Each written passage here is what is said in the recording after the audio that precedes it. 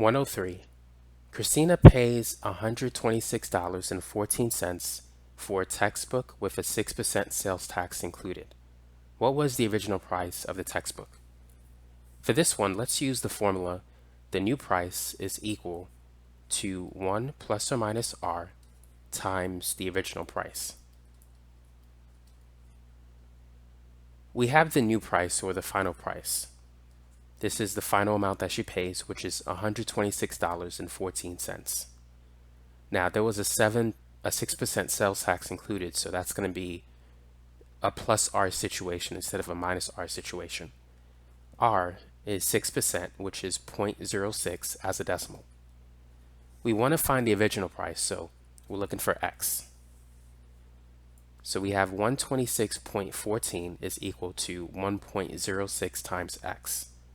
To calculate X, we got to divide both sides by 1.06. These two numbers will cancel. On the right side, we'll get X. On the left side, we need to divide.